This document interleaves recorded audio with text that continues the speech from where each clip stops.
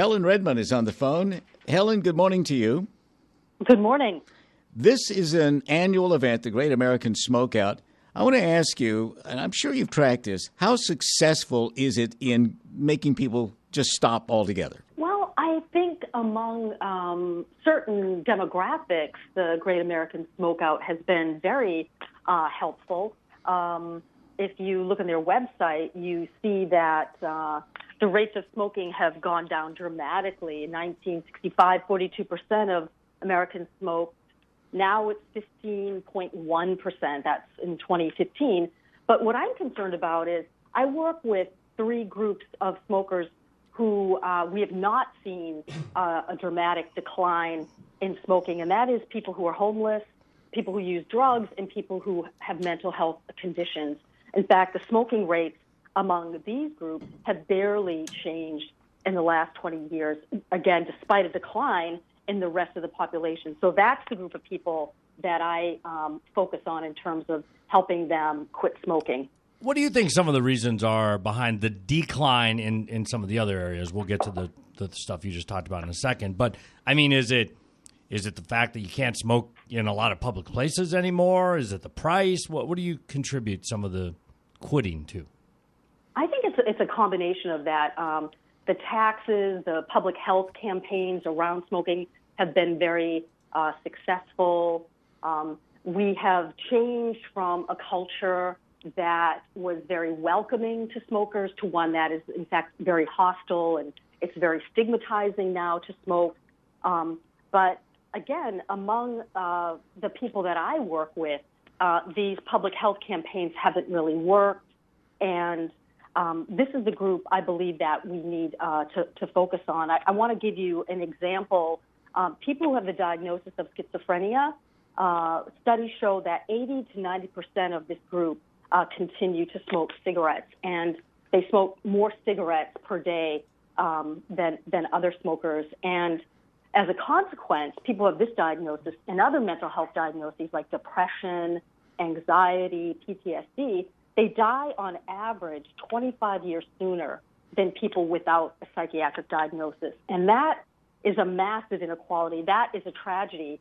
And this is the group that is not stopping. And I think what we need to do, because nicotine is very important to people who smoke, nicotine decreases feelings of anxiety and depression. It helps people focus. Nicotine acts as a stimulant and a sedative, very important properties if you want to be alert during the day and then if you want to go to sleep at night. And I believe what we need to offer people who continue to smoke at high rates, the people that I work with, we need to offer them electronic cigarettes.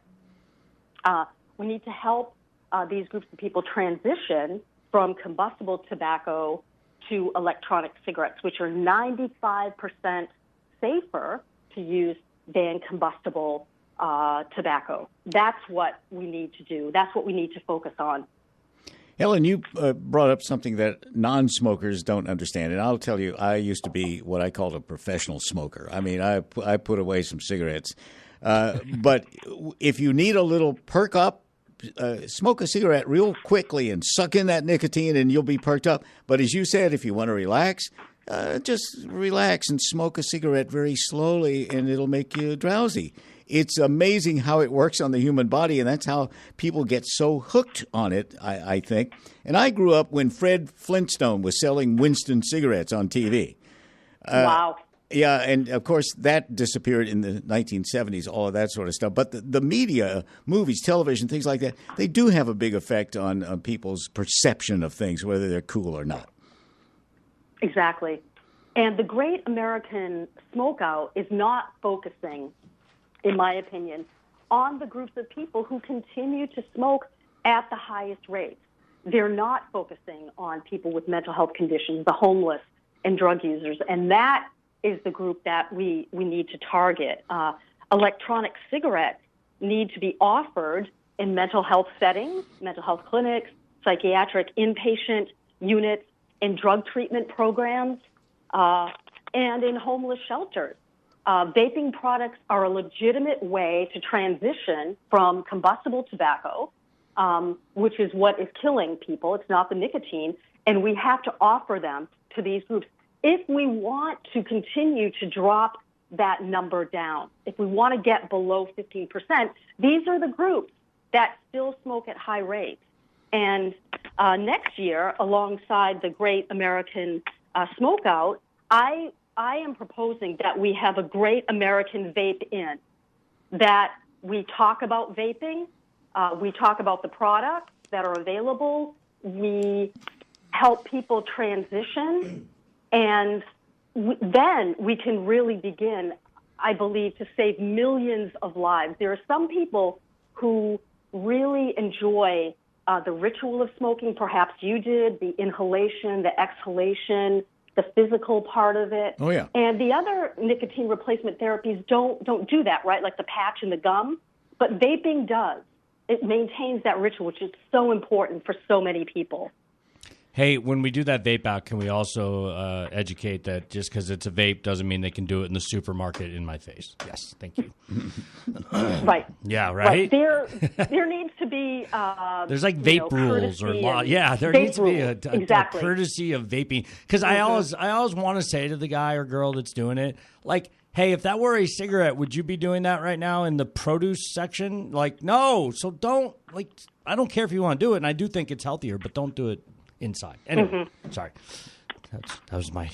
That was his editorial. That's my editorial piece for the morning. Helen, I wish you the best of luck in getting this done. We hadn't thought about what you had said, that a lot of people are not being targeted to give up the smoking of the cigarettes, and we appreciate that. Where can we go for some more info?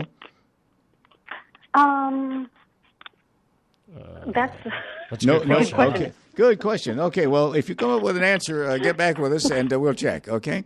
Okay. All right, thank you so much.